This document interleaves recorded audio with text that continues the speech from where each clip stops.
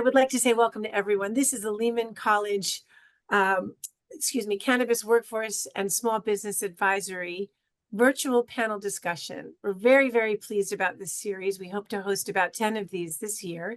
This will be our second one. Our first was on medical cannabis, and our second on capital and finance in the cannabis industry. We here at the Cannabis Workforce and Small Business Advisory exist to help folks who are small businesses, whether you have a license or whether you hope to apply for a license, or whether you're an ancillary business, meaning a non-plant touching person who doesn't need a license per se and is thinking about getting a business up and running. We welcome legacy. We encourage legacy operators of all kinds, and especially card applicants and license holders. We have a special mission for the C, as everyone knows, social, economic, and equity calling of the MRTA here at Lehman College. That's long been a mission of the college, and within the cannabis program especially true. So we offer free business advising, we offer free shared workspace, and we offer free conference room space for your use. We have a very high-tech, basically what amounts to a camera along with virtual and live presentation capacity, so you can really expand your reach tremendously. And so that's our program. I'd love to introduce and welcome you. And I'd love to introduce our moderator, Robert Rodriguez. Robert, give us a wave so all can see you. Robert is our business advisor full-time here with the cannabis program, but he's also the business advisor with the Bronx Business Tech Incubator. We're located at 2501 Grand Concourse at CUNY on the Concourse, which is a satellite of the main campus. We're about a 10-minute walk, but we're really centrally located with 2 trains and several buses at the corner of Fordham and Grand Concourse. Robert, again, is our full-time business advisor, will serve as our mediator. And now on to our panelists, starting with Jeanne Sullivan. Jeanne, give us a wave. Next with Roger Thomas. Roger, give us a wave. And also lastly, and not least, Clarence Stanley. Please give us a wave, Clarence. Terrific. And I'm going to read everyone's bios as a general introduction. Jeanne M. Sullivan, advisor, investor, speaker, is passionate about delivering ideas, information, and inspiration to entrepreneurs, and is a fierce advocate for reform and lifting the stigma in the cannabis industry. She advises brands and entrepreneurs and loves to help operators figure out how to get financed. She has been part of the Arcview team for many years, and its community has invested more than $350 million in just about every cannabis company you can name.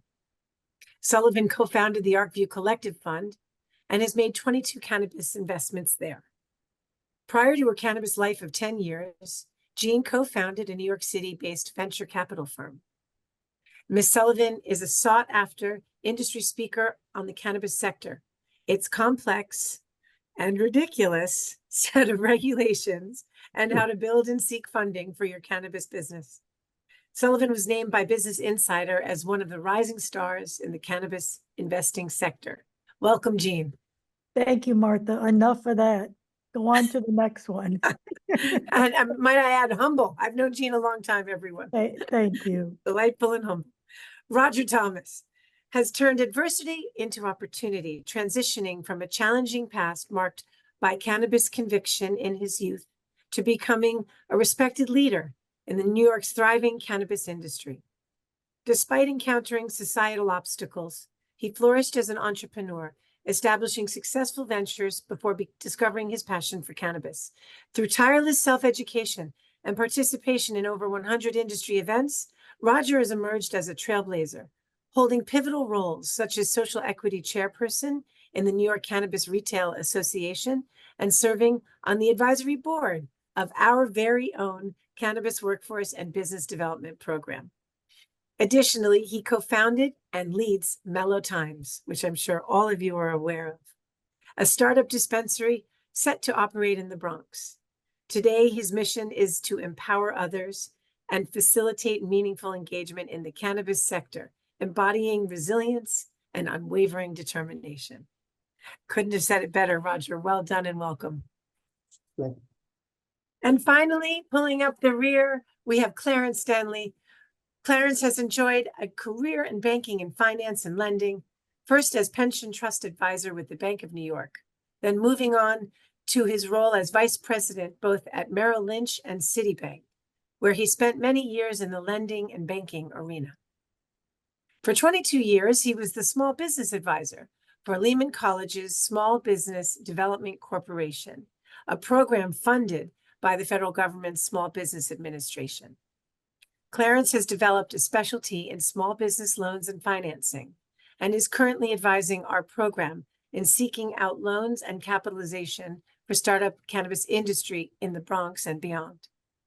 Currently serving as chairman of the board of the Bronx Overall Development Corporation, Clarence has a dedicated following in the Bronx community and is valued for his wisdom, experience, and insight. As a U.S. Army veteran, Clarence serves on the New Rochelle Veterans Advisory Committee and as district leader of the New Rochelle Democratic Party. Welcome, welcome, everyone, and Clarence especially. Thank you. So, Robert, from here, I'm gonna hand the baton and hush myself. Thank you for the introduction, Martha, and welcome to our panel, everyone. We'll get into the meat and potatoes of the discussions and the questions real quick. Just to do just a general overview of our program real quick. So the Bronx Business Tech Incubator, we exist to provide free business advising and affordable workspaces to businesses. With our efforts to support the cannabis industry, those are actually free workspaces. And so with that, it's really a great opportunity if you are a cannabis affiliated business to join our program. More than just, free workspaces and free business advising, we truly do have a dedicated effort to trying to move this industry forward. So we have connected cannabis businesses and entrepreneurs with elected officials. We've helped, set up meetings between them. We've even put several cannabis entrepreneurs in front of cameras to be featured on some local news networks. So we really are very comprehensive in what it is that we try to offer. And there's really a community component to it that's more than just advising and workspaces.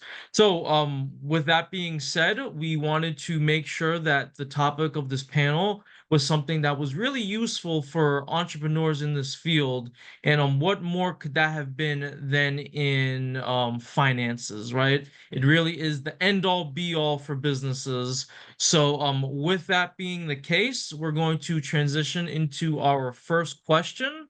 This question is going to be directed at Roger, and it is: what is the fair valuation of the average retail license establishment, and how did you determine that figure? Hey, Robert, what's going on, buddy?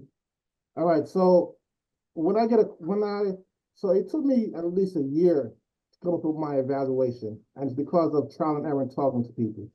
The very first thing I did was I'll ask professional like yourself, how much is the license worth, right?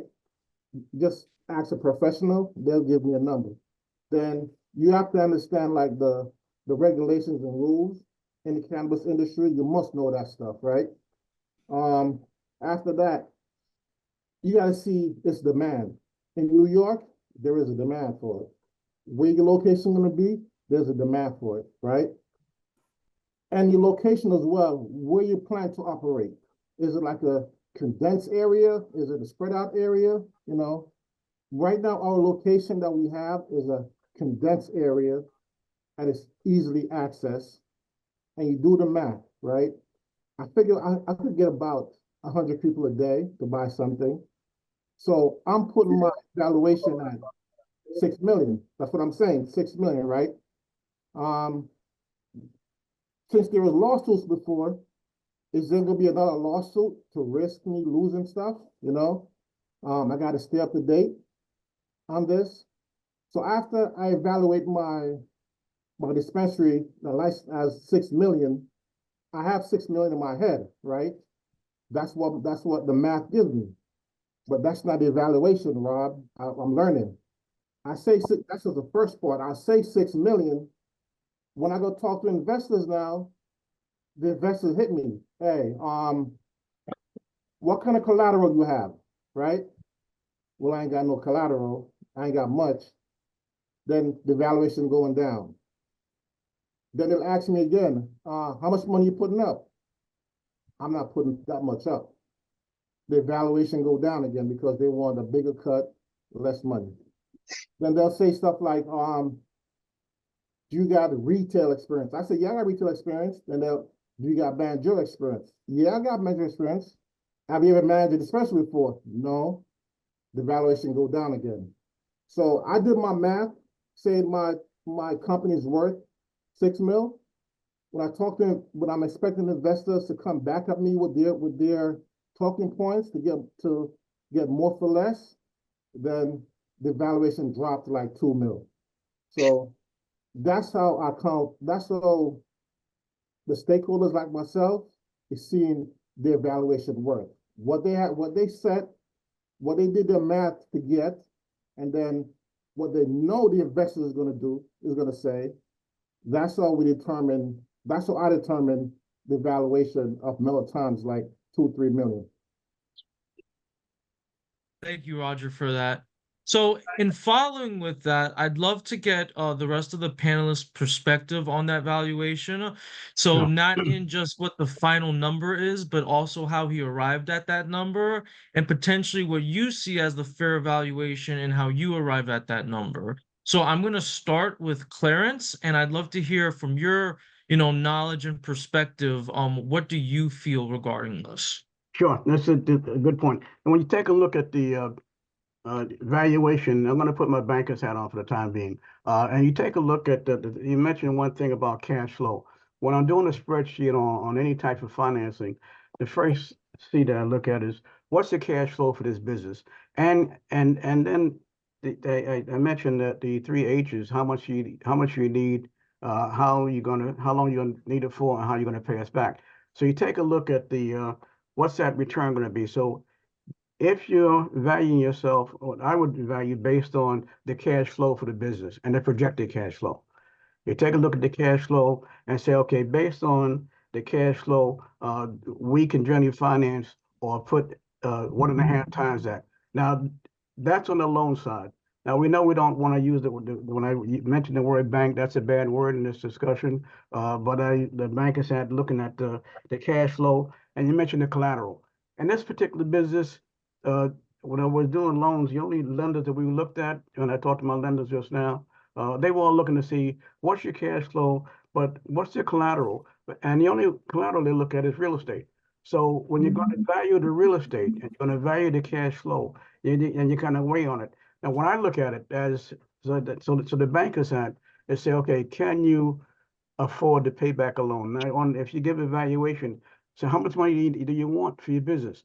Do you want to go into debt, or do you want me to come in as an investor? I know Jeanne is going to talk about the investment side, but as an investor, I'll take myself. I said, well, Roger, would I like to invest in your business? It looks like there's a demand for this business. It's an industry, so I would like to become a partner. So now I got to find a way to become a partner and say, give me a number to say, what does it take for me to become a partner? Am I going to become a shareholder in your business? Am I going to be a partner in the business? So, and then I say, what's going to be my return on my investment?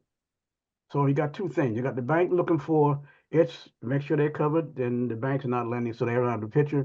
But what's my return on my investment? Well, I know that if you say, well, based on what I'm anticipating, I think I'm going to grow about 10% a year, and I'm going to do $1 million per month, or whatever that number might be. And I'll take that and say that's going to be, well, I like to have an equity interest in that. So then you and I, Roger, will have to sit down and decide what that 10% is going to get me and what it is that I need to put in for that 10%. So the two hats, the lender and the equity investor. So I prefer to be the equity investor in this particular business. So far, that's all I see in the particular cannabis business right now.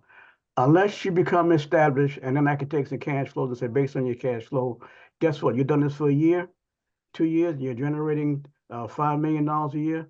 Well, guess what? We can finance you now. So that's a debt equity equations that I would come up with. Thank you, Clarence. And I'll now pass it to Jeanne to give her opinions on it. Yes, thank you. I really like some of those key points you said, talked about, Clarence. For example, the valuation is going to change if, let's say, you have real estate. But most of these retail shops are leases. And so I really believe in the concept of the win-win. It has to be right for the owner, for you, the CEO and license owner. It's got to be right for the investor. So what does that look like? Now, in the last several deals that I've been part of, I am seeing some creative new areas called profit distribution. I know this is going to sound kind of interesting. It's certainly creative, but I am seeing debt coming in, but also equity. So debt that's paid back from profit distribution out of cash flow or some other line item. I'm going to talk about that in a second, because we're seeing some draconian kind of deals where they want a large percentage of gross revenues. I think that's wrong, but that is going on right now. So let's say you lend the CEO some debt, get profit distribution, but also there's some warrants for equity. So I'm seeing both debt and equity in the same deal. Now, let me also tell, because I love talking about this, especially with people who are trying to figure all this out. You're not going to be able to learn everything there is to know tonight, but we can open the door to so much of this. There's so much to read that's out there. Investopedia is a great resource. There's so many of us who have been playing, investing in tech, healthcare, other areas that we can help. And so I'm encouraging you to reach for resources that can help you. Like Clarence pointed out, what's the cash flow look like? Well, that means you've got to have a pro forma. So what I'm saying to you is knowing the numbers, being able to speak about the numbers, about your projections, about what you have as far as assets is important. And hearkening back to what Roger said, I am seeing for retail that these valuations are running where from 3 to about 6 million if you don't have real estate involved. And what's that? And I'm seeing that as the range on the retail, certainly for the micro licenses and for grow operations, those numbers will be higher. But that's been the running range these days in the New York for these retail shops. It can vary. Want to say one more thing. How do you figure this out? Somebody wants 20% of your business. Well, people always often afraid of the math, but it's not algebra, geometry. I like to say that. It's just multiplication and division, and plenty of us who know how to do that. So, you know, take your let's say 5 million, and somebody wants to put 1 million in. So that ends up to be 20% of 5 million on a post-money basis. So learn the difference between pre-money and post-money and how that works. 4 million pre, 5 post in this case. And so if somebody were putting in $50,000 in that scenario, they're getting 1% of your business. So just learn what that's all about, play with the numbers, and you'll see how it works. All right, back to you, Robert. Well, thank you for that, Jeanne, and for all of our panelists' wonderful answer to that question. So we're going to move on to our second question and sort of an introduction before we get into it to why it is that we're asking this. As time is moving on, we're seeing more and more pushes to get banks and lenders involved into the cannabis industry, whether it's through legislative bills and reform that's trying to open up the doors to them to get in, whether it's with lenders from across the country that are looking to get in this market, and they have different sort of rates that's going on. And so with that, there is a lot of concern that there are some lending agreements out there that are a bit predatory, because the lenders are aware that this is not something that's typical to be giving a loan to a cannabis business. So with that, our question is going to be first for Clarence. What, in your opinion, is a fair terms lending agreement for a cannabis business? How is it similar / different to traditional lending metrics? Okay, again, putting on the banker's hat, and again, getting back to risk. What's the risk? Now, if you take a look at the general pricing on the spreadsheet of a banker, we look at the pricing on the general loan at the prime plus 1, 2, or 3 above prime, depending on the balance relationship that you have. So if you have a relationship with the bank, and let's say and the prime is 8.5, and I say, oh, guess what? You don't have much on deposit, so we're going to charge prime plus 3. So you got the 10.5% or whatever come to. But that's the standard loan. And of course, you don't do any SBA lending, as you know, but the SBA would be prime plus 2 3/4. But we get into so-called high rate loans. Let's say now if there's a greater risk, you may see some more lenders. The New York State usury law rate maximum is 24%. Well, can you go to 24%? Well, I've seen loans at 22%. Would you take a loan at that rate? Well, if you had no, and this is very tricky, if you had no choice, and you can take, if you needed to get started, you get started with that 10, 15, that 15 or 20% rate, but make sure that that you're confident you're going to have the cash flow to get you through to the next period, and there's no prepayment penalty. And if you can get that you may cost you something for 6 months or maybe even 12 months. But at the end of that 6 months to 12 months, guess what? It's time to refinance. So then you say, now I got the positive cash flow. And what we look at, and from a banker's perspective, and what are your average balances going through your bank account? Based on your average balances, I know that you can sustain a loan at a certain rate. So now we take a look at, hey, how close can I get to prime now? Okay, so yeah, the predatory lenders are out there. They serve a purpose. They don't serve a purpose. So, but right now, if it's the only way if it's the only option, if you don't have the investors, go ahead and take it, but make sure you can get out of the deal. That's critical. So, Clarence, I love the way that you came up with around prime plus some points. I would love 10% to be seeing in these deals, but that would be very appropriate in my view, but we're not seeing that. You're right, there are some predatory lenders, but people are desperate. There's a dearth of capital out there, unfortunately. How sad is that for our business? And there are some lenders who are active. They're good people, but they are charging 3% a month for debt. And that's too bad, isn't it? But sometimes, like you said, you have to get started some way. Now, I believe in going to people you work for, people who know you. You don't even have to say your name. They work for you, you work for them, they're your neighbor.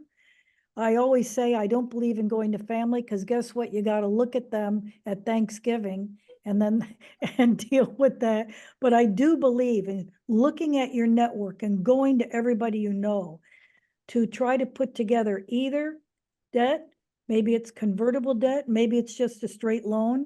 And I hopefully, it would be great if it were interest rates hovering around that. But today's market, we're seeing it much higher. And let's say it's a good person lending and they want to have a fair rate.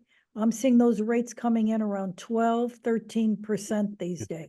Yeah. Again, I like your warning about no prepayment. That'd be good.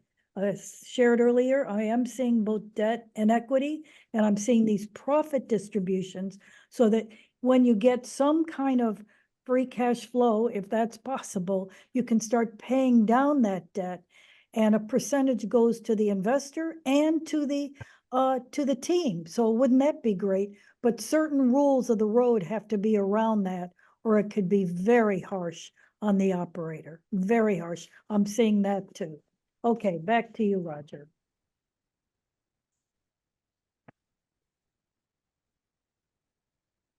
Robert? You may have to unmute him also. Oh, he's.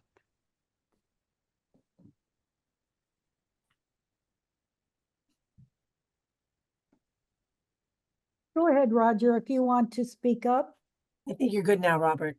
you need to unmute yourself. I think some of us got locked out and couldn't unmute. Martha, unmute Roger. Oh, there you Yes, go. here, one here we moment. go. I think Yeah, we're good. Sorry about that, everybody. Technical difficulty. Thank you. Okay.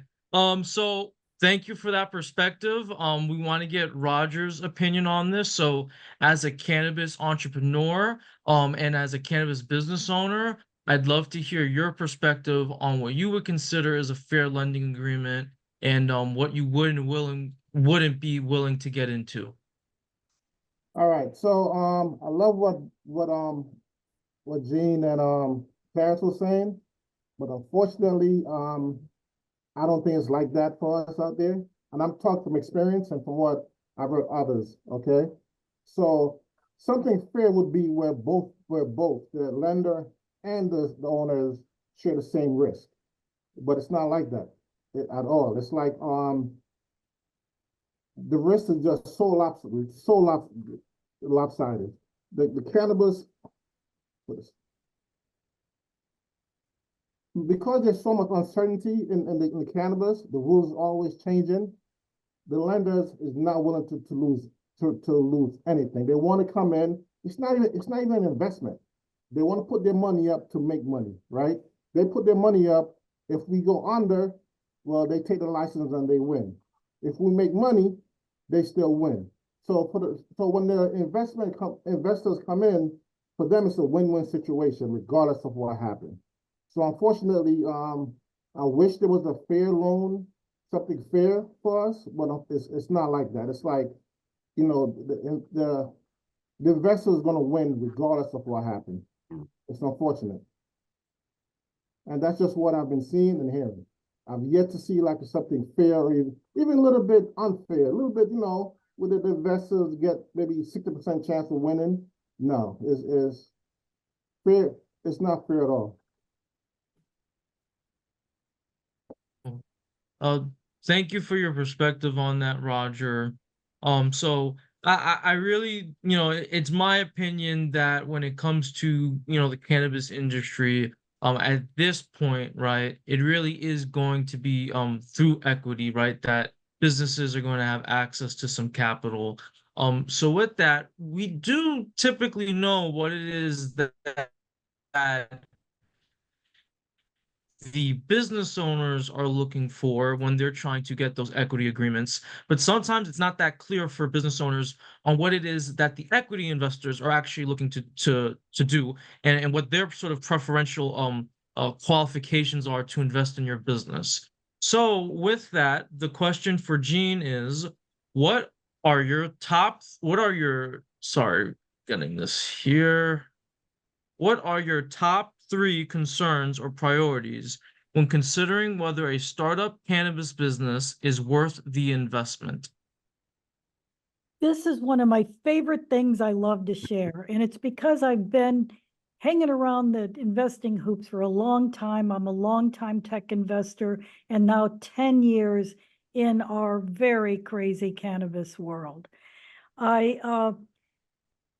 I only took my wallet out, and the I includes my partners who would have to decide with me if we're going to invest. Does that CEO and that team know what to do and how to do it? It's almost that simple. But what does that mean? This is what I look for, and any seasoned investor is going to look for if you're pitching somebody. I have a very smarmy keynote that I do all the time. In fact, Gia, you had to suffer through that last week at that wonderful event. And I call it 5 stupid things that entrepreneurs do over and over again. I'll share the top 3. And by the way, I don't leave investors out because we do stupid things too.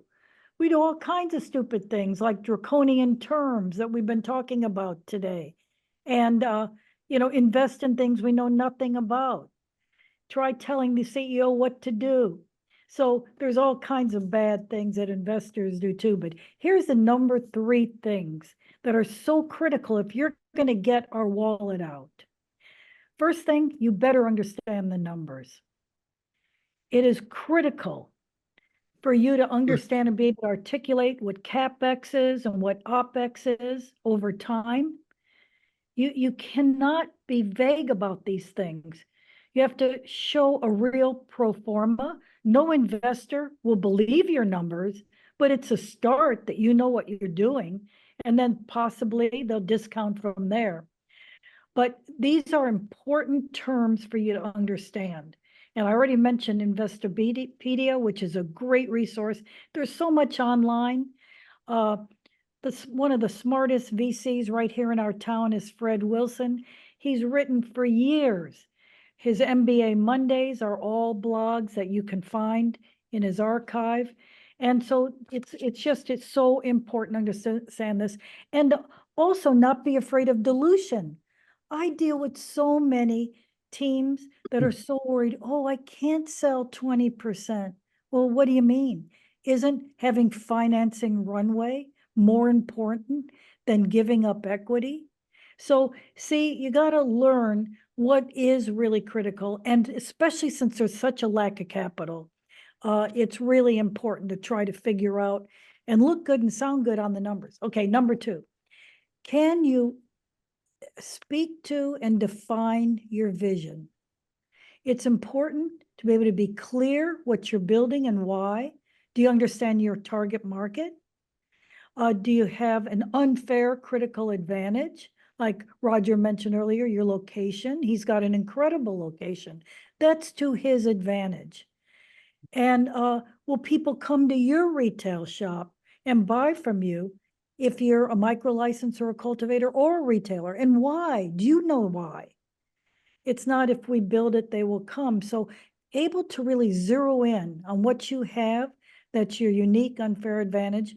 I am thrilled to be on a board of somebody in Massachusetts, and she, being very female focused for her market, women hate and newbies hate to be shoveled up to a glass window and point to an iPad and ask what you want. They want a conversation.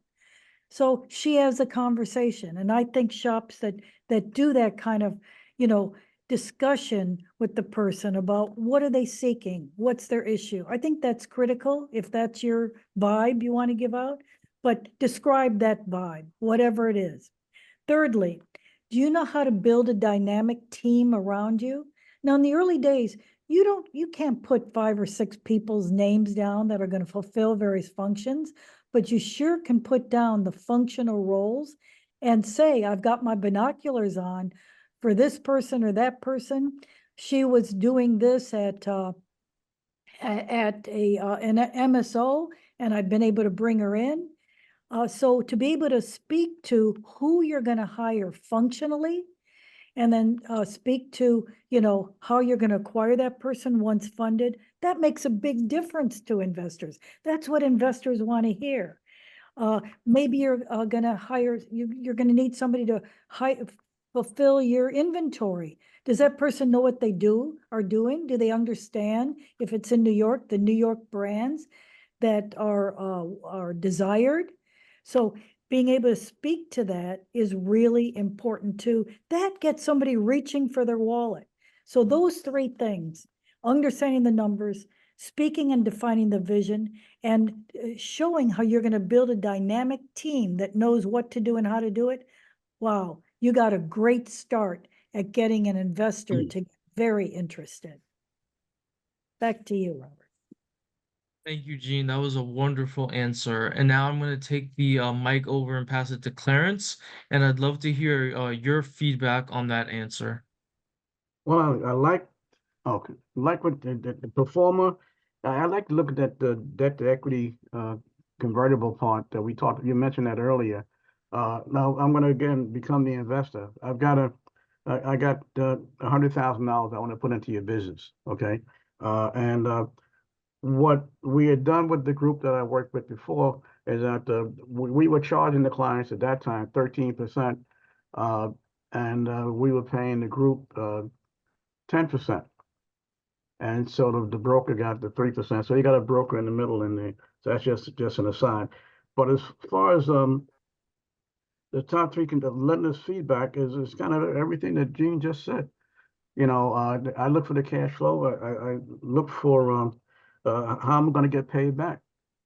You know, and that cash flow. If you got the 12, you know, sometimes you look at we're in the March. I talk to folks right now that are looking for financing. Now, what have you done for this first 3 months of this year? And I extrapolate that for the rest of the year.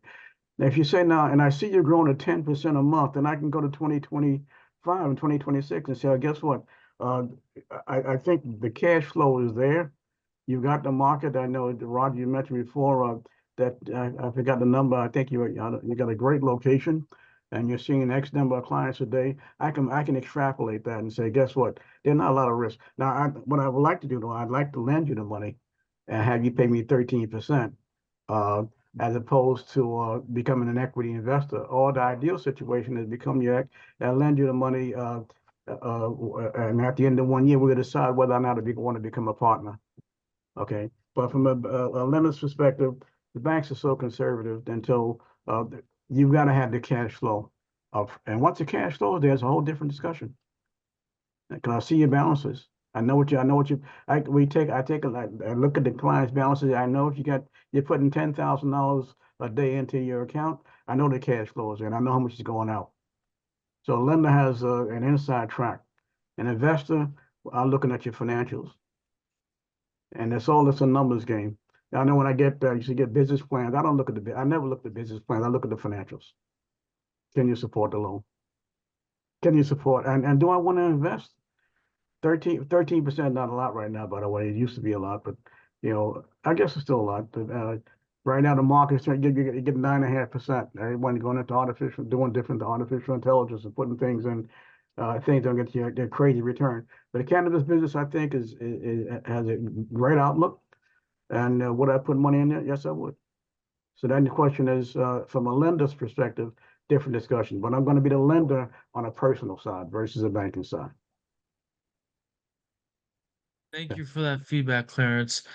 And now I'd love to hear from Roger as someone that has, received equity sort of offers, and that's someone that may still be looking for that. I'd love to hear if your feedback on what you think, you've heard from them, what the top three concerns are when they're trying to choose someone, and just hear your feedback on that. Do you think it should be something else?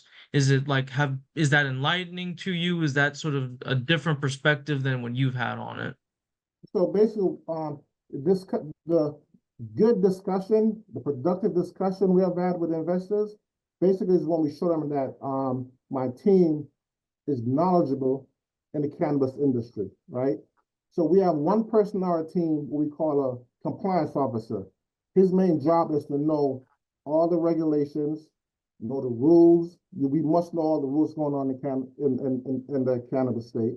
We must be knowledgeable, know the faces and so forth, the big players in the industry. So we must know all the rules and regulations in cannabis. We must be even known in the industry. Like, I tell folks, hey, go to our social media. We know what we're talking about when it comes to cannabis, right? So you must know what you're talking about in cannabis. You got to stand out, right? This is the second part. You got to stand out.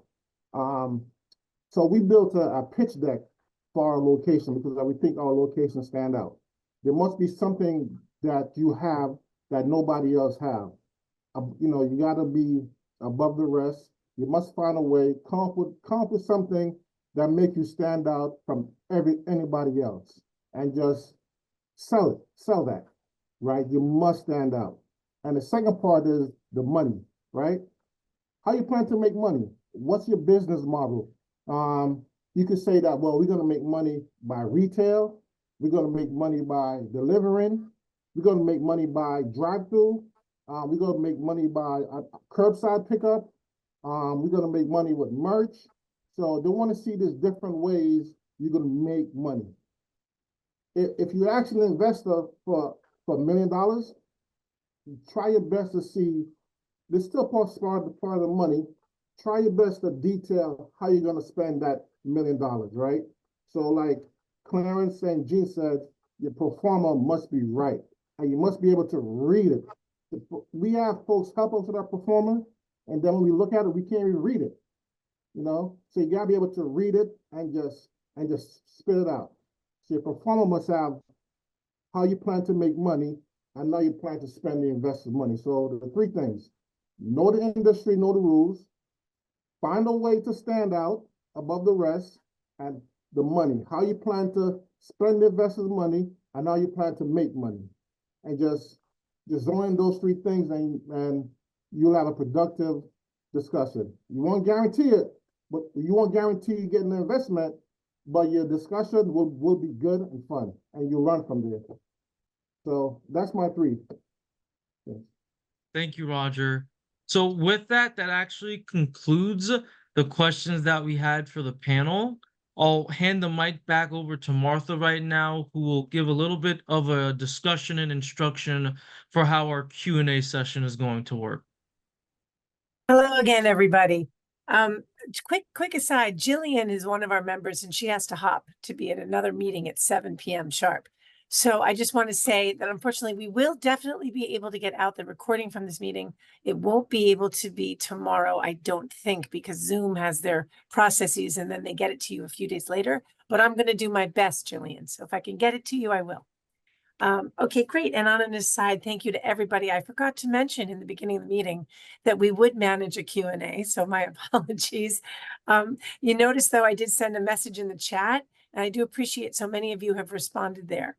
And what I'll do is I will read the question, and I'll also read the question asker, and that person should absolutely unmute, so they might be able to engage in a chat with the folks answering the question, but others can also unmute. And I'll tell you, as long as we can handle this manageably, right, and orderly, then we've had good experience with it in the past. If it does get out of hand, that's okay. I'll jump in and I'll manage. Okay, everybody? So those are our ground rules. And just as a reminder, we had set the time to go until 7:15 or 7:30. So just in case for time management on your part, depending on how our Q&A goes, again, we'll wrap up around 7:15 or latest, the absolute end all be all latest, drop dead latest is 7:30. Okay. The first question was from Paula. Patrice, is it Patrice? Great. Hey, Paula. The question that I wrote down here was the one, well, it was a question and a comment. If you remember both, I'll let you take it from there. But the pre-construction valuation isn't high enough to raise the seed fund needed to build the facility without selling 90% of equity in the company. And that's for cultivation, correct? It's for cultivation, manufacturing, conditional licensing in New Jersey. The second question I want to go with first, which was, what is the current valuation multiple, specifically if you have it for cultivation? Because I don't know that. That's not something you can find online, what the current valuation. I'll start. Panelists, just feel free to jump in. It's a fair question that doesn't have a great answer. It's all over the place. I am involved with several New Jersey operations. Particular operator has a great location that she's leasing, but now she needs to do the build out. And then she is, so she's got put dollars to that. And then the CapEx and all needed for the operation, and then for her manufacturing, all that's going to take about $3 million. In this particular case, I'm seeing that as one of those debt features. So it's actually a loan. So, you know, you don't really have to price it if it's that way. Right. And that might be a way to go for starters. And then let's say that can be renegotiated down the line to convert into equity. But it is all over the place. And I'm seeing that in New Jersey running, if you did have to put a valuation cap on that, I'm seeing that again around 12 to 15 million. Again, it's all over the place based on location, the capability of that CEO. And I think in New York, it's going to come in, I believe, around that too for some of these micro licenses. It's really turning on, I think, how capable that CEO can tell that story of their vision for what they can build. But I would say if you are in New Jersey, hey, did you see that article? New Jersey's doing better than New York. Why is that? And so, hey, go for it because things are pretty hot right there now. And so, If I can offer some context, Yeah. since you do have someone that is building here, so I don't know what size that facility is. Maybe it's a micro business, 3 million, definitely a lot lower than what I've been looking at. So I actually have 5 acres of land. I have municipal approval, full zoning. I purchased the land through a first raise specific for the real estate. So I'm leasing it back to myself with an option to purchase it within 3 years at today's market price. So I gave myself some great terms. So if I'm going for debt, the debt offers that I have seen are about 13% interest, 2 to 3 year term. That Yep. is not enough time to get to profitability because I'm in pre-construction right now. And even that would be against the value of the real estate as well as with a personal guarantee. So the most I could probably raise in debt, not interested in convertible, is 4 million. Now, as far as the build out goes, I started by saying I have 5 acres of land. Hey, I'll build a 30,000 square foot cultivation facility and my license is for 10 to 25,000 square feet of canopy. Yep. And then I went, I need $22 million for that. So then I went, okay, I'll downsize that. There's an Right. existing 10,000 square foot building on the property. Yeah. And I went, okay, 5,000 square feet of canopy. Let's make a projection on that. Would probably cost about 4.5 million to build out, 5 million once you get the parking lot and everything else. But I want 12 months of operational runway. So I'm going to need a couple more million. So if I'm really being safe, I'm going to raise closer to 8 million. And again, that debt isn't even going to kick a 50% dent in that. So I'm Sure. like, how does one sell equity for, that amount? Right. And in the Right. future, my projections on that size facility, so 8 million raise just to build it out and get to profitability, about 16 million gross sales revenue per year. Maybe I'm lucky at a 50% profit margin after direct, indirect Right. costs, and then 280E. And then someone told me, hey, you can expect a lot to go wrong. So at best, they're telling me 2 million net per year. It doesn't, how's everybody making the numbers? This is a tough business, but Paula, I herald you for being able to walk the talk like you just did with me. That's the kind of conversation investors want. Somebody who's thinking, looking left, looking right, looking out over time and saying, look, here's the issue.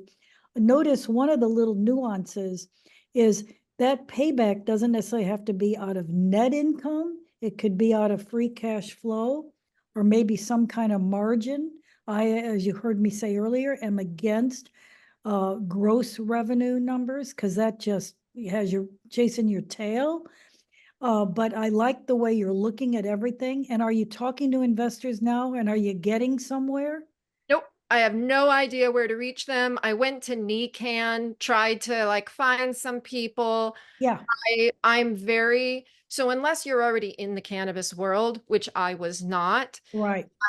I've been so busy doing all this because I'm still a 1-person operation and I've been Yep. doing it for 3 years. Yep. I'm starting to reach out, but I want to direct my efforts and in particular look for women who can Yeah. women and people who, I'm trying not to go the MSO route, but Right. Right. everyone else has. And you're in New Jersey, right? I'm in New Jersey. You're in yeah. Jersey. All right. Yeah. So couple things. I think it is important to network where you can. I'll be at at Benzinga, which is in Florida coming up, and there's a lot of investors there. You're going to go to MJ Unpacked, I hope, which is in a couple weeks in Atlantic City. I'll be there. I'm speaking there. And I think it's important to really reach out to your network. This gets me in trouble, but it's because I love the mission and I really care about all of you who are trying so hard. It's hard for me to meet. It's easy for me to answer any email. If you want to write to me, I'm happy to bounce things around with you. And I'll put my email in the chat because I really care. And I can tell you really have a good start of being able to figure out what you're doing. And it's hard. And I also, this wasn't lost on me, that you mentioned you're kind of a one-man band. So it's time to start building that team around you, even if you can't pay them or hire them yet. Yeah. Because They're ready to go. I do. I have good relationships. I Yeah. have things like owner's rep ready to Yeah. go. I have operations. I have consultants. I have lobbyists and plenty of lawyers, but nothing can happen until I get that fundraise because I don't want to put everyone in a risky situation. I get it. And something that I love to do, which creates an aha moment, is if I talked you through some of the people you know in your network, I like creating those aha moments going, oh yeah, I worked for Mary Jones for 8 years. She loves me. She knows what I can do. So you have to start thinking about everybody you know, Right. which is a broad statement, but that's how it works. Yeah. And that's how you can get there. Okay. But thank you for sharing your thoughts. You're in the right place at the right time. I can tell you that despite the obstacles you have laid out. So I get it. Good luck, everybody who's fundraising, because it's so hard. And in fact, hard out there. Martha, I want to remind you, part of our thing that we had today, this was your idea, is to have one out of the box idea. So feel free to ask us for that because that's where my idea is. It's around this fundraising issue. Yeah, just a quick aside. I was working with a farm group upstate with Cornell. I can send this to Robert. I guess Cornell University. Cornell has a Cornell Farm Cooperative. The Cornell I think it's University. CALS, right? Cornell Agriculture. Yeah, out of Cornell. very- And the client I'm working with is in a similar situation, but they're doing general farming, but also looking to go into your same industry. But I think they have. I can, if you looked into that, I would check them out. Cornell.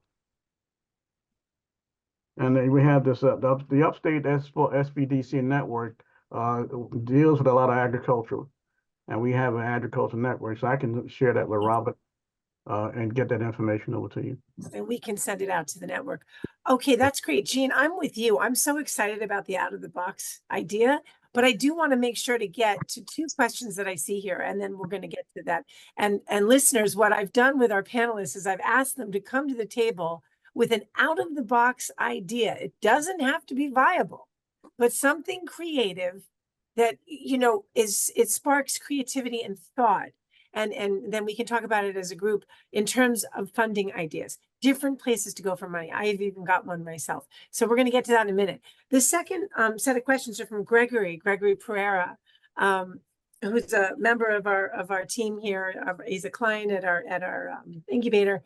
And Gregory's got a lot of experience as he's trying to open a dispensary as a card license holder. Gregory, do you want me to read your questions or would you rather just pose them? Please read them. Okay. And if it's possible, I just wanted to state something after you finish. Okay, of course, it's always possible. Definitely. Well, your first question was, is there any financial assistance for card holders at the moment? We were just talking about this before we all got on. What's happened with the Social Equity Fund? The second question, what is a comfortable number that we should be giving in equity? We've put a lot of hard work into this business so far. And then the third question, I may sound a little bit frustrated and cynical. I've emailed lots of different people for assistance and I've just gotten back crickets. I don't think I missed anything. Did I, Gregory? Oh no, one more comment, almost like dealing with mafia in terms of the interest rates. So good. Is that about it, Gregory? Did I hit it everything? Oh no, wait, one more thing. What type of financial assistance may be available to a novice? Somebody who, Gregory had earlier said, I'm not so great with math. I'm not always good with calculations and so forth. And what kind of assistance is good for a person like me? I'd like to start and answer one of those pieces, which is you sending out and getting crickets. It doesn't work that way. It's just like sending out your resume. It's not going to go anywhere. It's going to go in the garbage. You have to go in with a warm introduction.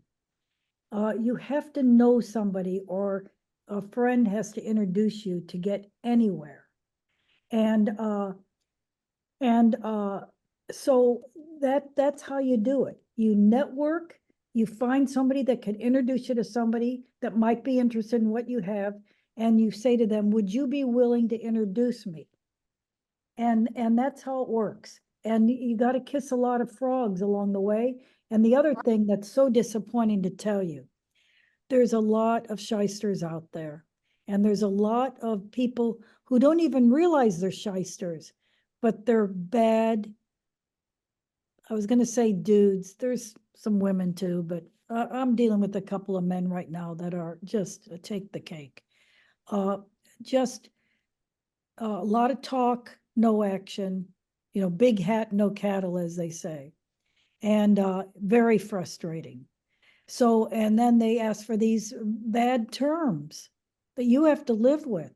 So be careful. I like to also say, if you let the wrong person invest in you, your life will be miserable. And I'm not kidding. So it's better to go slow and carefully. And even back to some things you were painting picture on, Paula, go slow, a step function. Yeah, 10,000 feet's going to be a lot better than 30 for starters, and you can build in a modular way. Here's the good news. There is money out there. It's just not so evident. It's not, people aren't sitting on a rock with their hand out saying, take my money. They're under the rock. You got to really look hard. There is a lot of money, and God help us that the DEA resolution going to Schedule 3 will happen. Thank God it doesn't need Congress for that. That's going to be a game changer. And we're so hopeful that that will happen, because that's going to free up a lot of this 280E money. So I do predict some game changer to happen that is going to produce more investors. And so, yeah, it's a problem right now. It's hard. Hey, hey, Gregory, I'm not trying to throw you under the bus, Gregory, but I don't see you out as much, You gotta get out some more, buddy.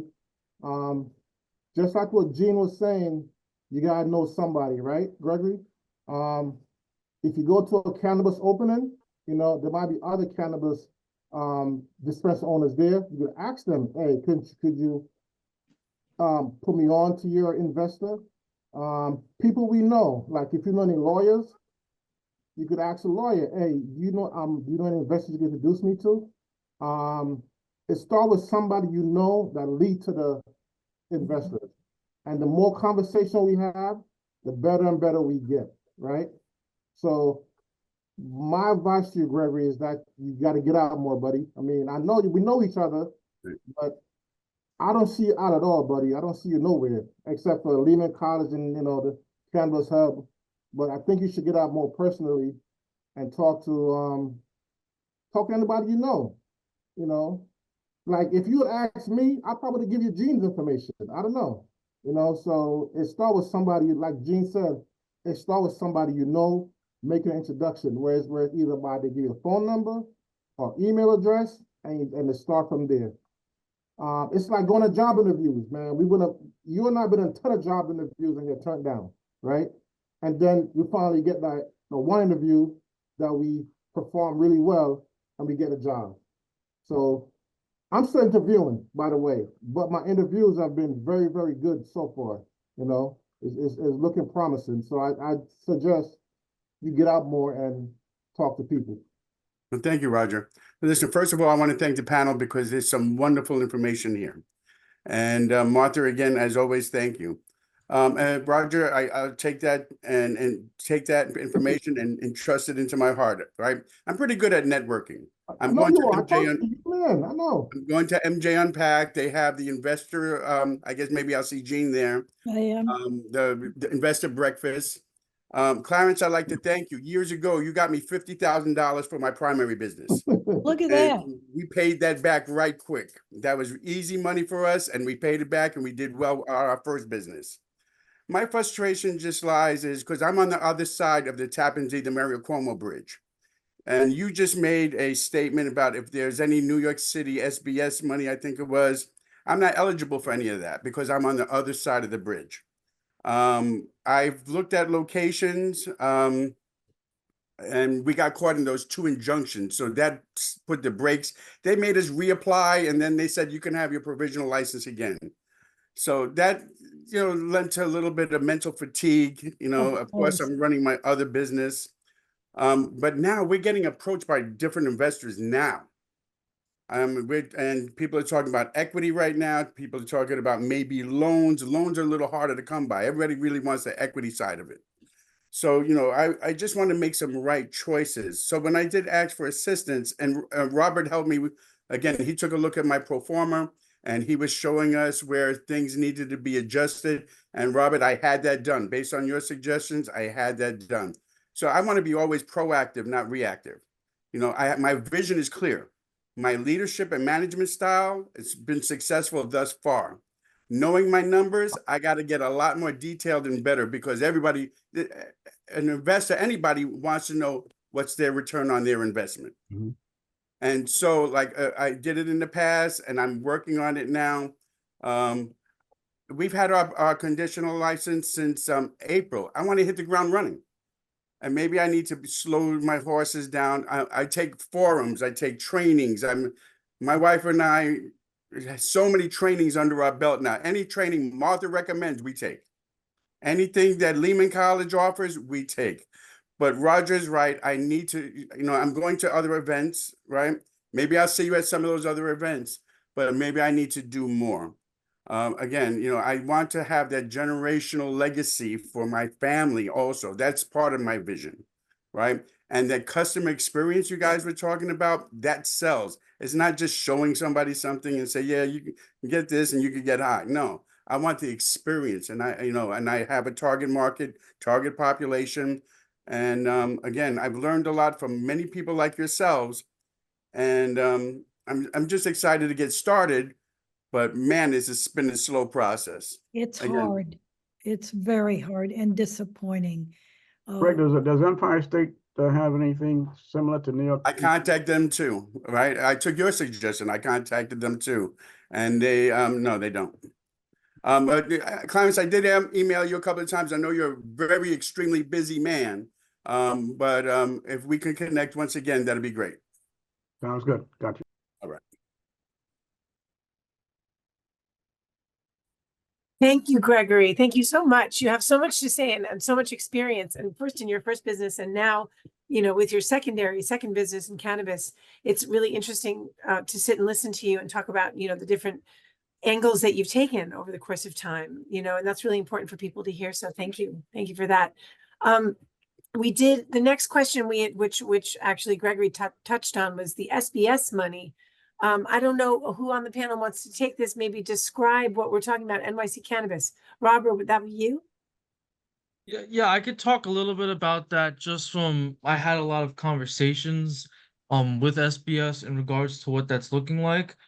So it's Can I going interrupt to 1 second? Just in case people don't know, SBS is the Small Business Solutions Center of Small NYC business services. services. Services. Services. Thank you. And can I interrupt? Like we can get Hector's next question. His hand is up since like a while ago. So we Oh, can I got get him. Hector's I talked question. to him. But Okay. but thank you. Hold on 1 second. Okay. We'll do that. And then we'll do Hector. Thanks, Samira. Yeah, so in terms of it, right?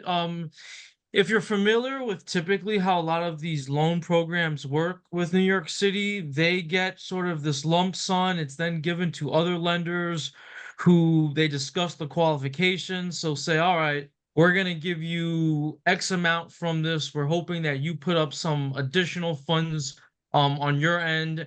And, say we want 600 credit scores the minimum, and you can't have an interest rate of, you know, anything higher than blank percent, and here's all the terms, right? So it's a standard sort of process in that regard that it's going to be given to other lenders to then distribute from the cannabis fund.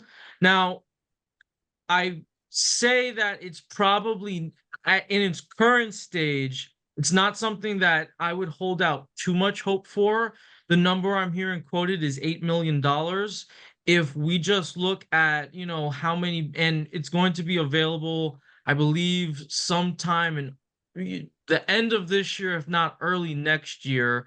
So if we just look at the anticipated amount of cannabis businesses that are going to be open there within New York City, if everyone applies, we're looking at maybe, you know, as low as $10,000 to as much as maybe $80,000 per loan, which if you're trying to start your cannabis business really isn't going to be that much. So I don't expect it to have a significant impact in opening up stores and getting people from the pre-operational phase to their operational, but it is, again, sometimes you want to explore several different avenues. So if it's like, hey, you know, we could use an extra, you know, X amount of dollars, and we're willing to do that through debt and through getting a loan, then perhaps that's something you'd look for, but it's not something that I would say to hold your breath that's going to get you operational. Also to Martha, I'm not sure if you remember, I've shown you a letter about the loan that we have to wait. I'm not sure if you remember that, the letter I showed you. I think you're asking me, right, Roger? Yeah. Yeah, I do remember, but wait, will you remind everybody too in the panel? I mean, That's the money that's the small business services money, the fund that they're talking about. So basically, so when we got the letter back in the summertime, when we wrote the sheet on the team, and they wrote us back saying the money won't be available. Back then they said it won't be available till third quarter, about the third quarter, she said. This is early in the year. Now it's being extended. So I don't think we should wait for that, depend on that money, because it might be the same scenario as DASNY, basically. okay. That money might not come. Because Rob just said, and what Rob said is gold. What Rob just said, it won't be available till maybe end of the year to next year. He's saying that now. They told us it won't be available till third quarter. So you see it's back. Right. Tell me, will you comment just a little further? Why do you think it might be like the DASNY money? And for the listeners who don't know, DASNY was... It was the same process as DASNY, basically. Okay. So the same process, DASNY have to go find lenders, and they had problems finding lenders, and then their second lender. Oh, I get it. The process yeah. doing with this. Okay. Except, but I thought the money was wasn't the money being made available by the city? The city was giving the $8 million grant? Rob could explain more, but I don't think so. I think it's Rob. Can you answer that, Rob? I think it might be lenders. Yes, so that if we're talking about the cannabis fund, that money is going to be it's sort of similar to if you're familiar with like how the opportunity fund worked. There's this large lump sum of money that the city has, and instead of like giving it directly to the businesses and say like a loan or a grant, they give it to lenders and say, we want you to distribute this. Some people say it's a way to grease the pockets of the banks, because they do get interest on that. But generally speaking, that's how these programs work. So it's going to be through a lender who will have their qualifications, their processes. It typically is agreed upon with the city, like, hey, if you're going to be doing this, like, you know, if you're going to be lending this money, this is what it is that we want to see from you. And that's for the New York City Cannabis Fund. So the money come from the city? Taxpayers' money? The $8 million was put up from the city. And so part of my issue with it was that if they were willing to part with this $8 million, why was it not a grant directly to the businesses to say, all right, you know, each person that has a license that's located in the city will get X amount of dollars from this, and it'll just be a grant. Instead, that $8 million was given from the city it's going to go to lenders who will then distribute that through a loan, and then they'll make interest off of that. Businesses, they'll receive that, but then it's getting paid back to the banks, to the lenders. I think what I know we got not much time. There was an RFP that went out, and a lot of we need to find out who applied for the RFPs and who got the RFPs. And as a banker, let's say I know on my side at the Bronx Overall Economic Development Corporation, we applied for it, but we have another loan fund as well, and so we're going to use that loan fund to match the loans we're going to give out. So we got $20 million to lend out, and so but it's got to be in targeted areas. And that kind of restriction is targeted low-income communities, so forth. But this, we talked to Martha. I'll talk to you a little more about that. But I'd like to find out who the lenders are that got that want the RFPs, and can we have a conversation with them? Okay, to see how they want to leverage that. They may not use $8 million. They want to match with $8 million. We'll see. I'd just like to find out more about that. I know we're almost out of time, Martha. So I got Hector raising his hand. So well, that's good. We're all in favor of Hector, aren't we? Go Hector. Hector Bonilla, do you want to unmute and maybe pose your question? Yes. Hi, everybody. Yeah, my question is more like of a request. You know, there's a number floating around already because DASNY did give out funds in the form of, you know, loans, and there's already a percentage that was charged and everything, and those numbers are out there. And I know we know a lot of numbers and stuff like that, but if it was possible, you think it's possible that you know, we could use something as a base, you know, and go from there up or down, but that way you know which way you're headed. And yeah, because you know, from where we are right now, and from what I learned and MJ unpacked about the other cities and other states, this thing has nowhere for up to go. And you know, I don't want to be regretting that I made a deal right before everything changed and got better. I really want to understand those numbers, and I feel like it will help me if we started from that number that's already out. And there's people already out. There's people that I make connections with. There's people that will tell me their numbers. Okay, so Hector, one thing I could say, I noticed over the last year or so. So when you and I first started, right, we heard DASNY interest. They saying DASNY interest is too high, it's predatory. We heard that early on. DASNY charging 13%, whatever they charge, and it's predatory. It's crazy. Right now, today, DASNY interest is the best out there. Right now. You know what the interest is, Roger? I think it's like 13%, something like that. How much? Say it again. 13. Like right about now, they're charging 13%, but the money is a large lump sum of money though. But right now, from what I understand, DASNY have the best interest out there. There are no lenders. There's no charging less than 13 or 15. They're all 20s or close to 20. So that's right now. I can't. No, tú no me quieres hacer caso. Que estoy en una reunión. But why isn't there transparency about how to get that money and what it is and what it isn't? Martha, I just have to come back to you and tell you this, because of this issue of a lack of capital, I have to volunteer my out-of-the-box idea because it's right on point to this. And I think so, Jeanne. I do not think that this is too outrageous. Look, that's the major problem. These fabulous operators need money. So why doesn't somebody like, even Lehman Brothers could do this, or Lehman College, sorry, hearkening back to those days. Kathy Hochul could do this. The mayor could do this.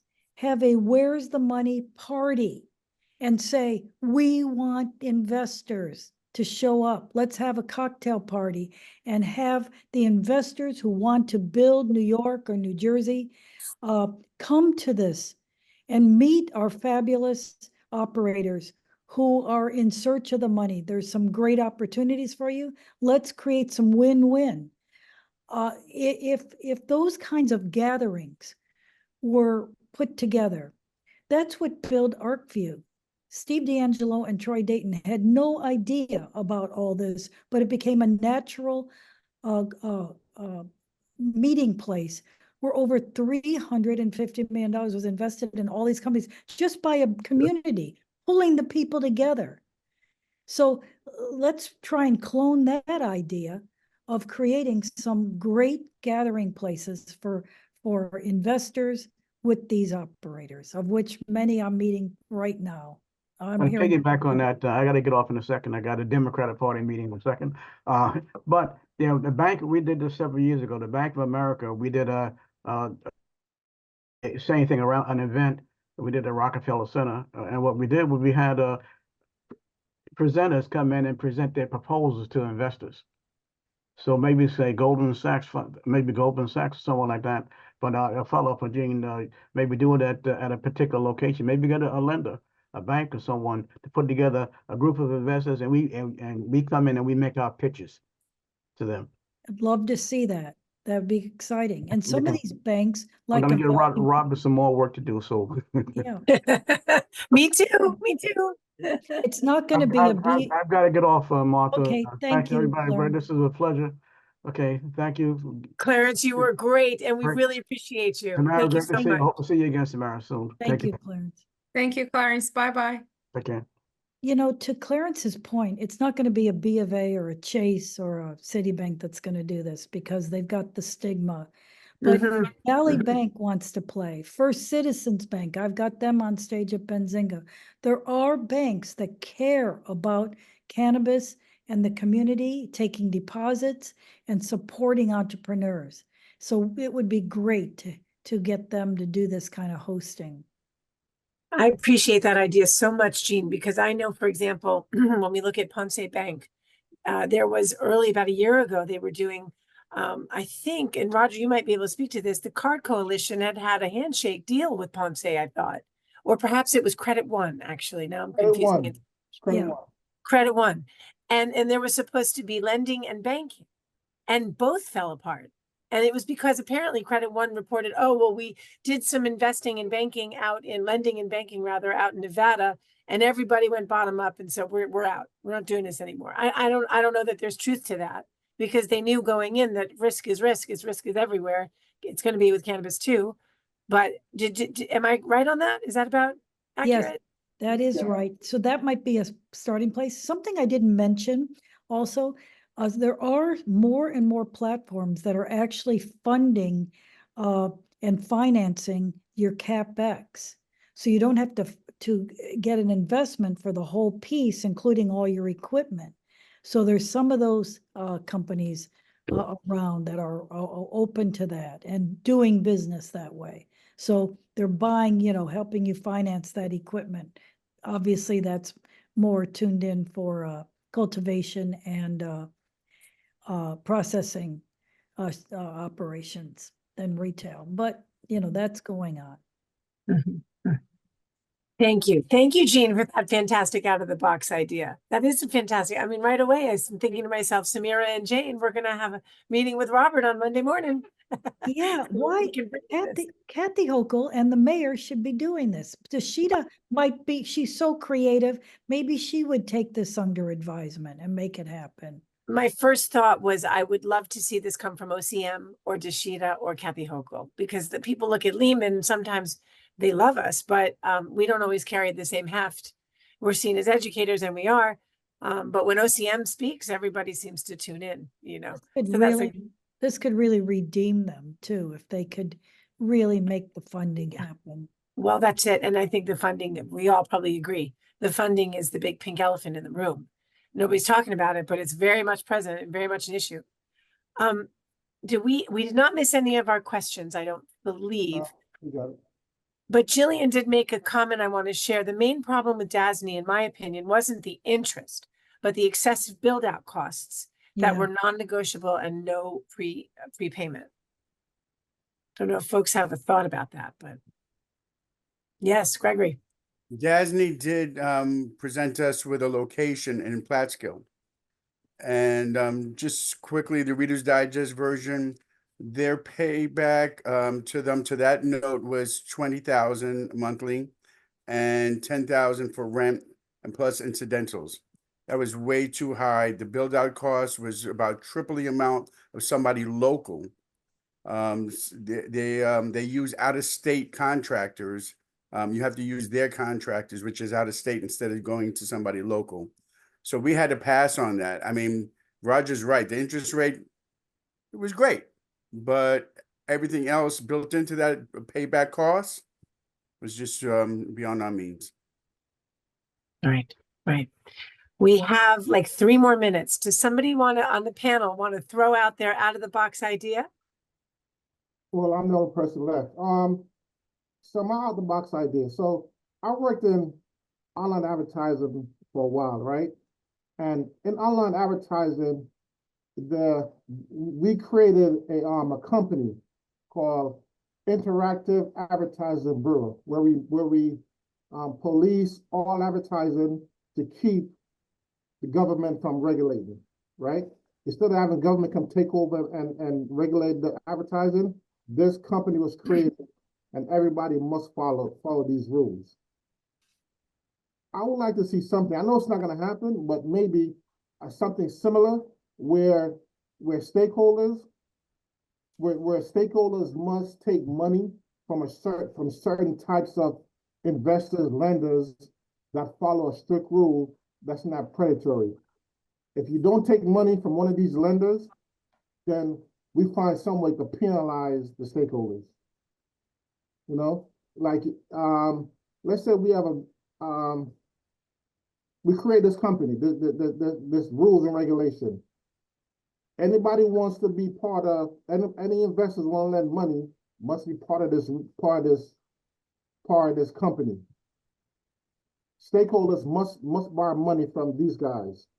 If a stakeholder borrow money from somebody else, we find a way to punish them. That way, everybody's like kind of fair. So your out of the box idea, if I hear this correctly, Yeah. is to make sure that there's a certain set of lenders that are lending to stakeholders. Yeah. And it's almost like a regulatory lending environment. Yes. That they're almost forced, right, Roger, to a certain degree, not forced, but pressured to make sure to show up here. Yeah, and if they show up here, their terms are always good. Now, if Uh-huh. somebody get desperate and go get a predatory guy, then then they get punished, because right now most people are going to the predators and they're giving the predators powers to go get more people, more folks. And eventually, if we want to compete, we have to go with the predators right now. I get it. I get it. Thank you, Roger. Thank you. It is out of the box. I like it. It's engaging. It's making people be accountable, I think. Right. Right? Yeah. Yeah. Well, look, we are at 7:29, which is heartbreaking for me because I have enjoyed every single second of this evening, and I knew I would, because I knew our panelists are just the highest quality and top notch.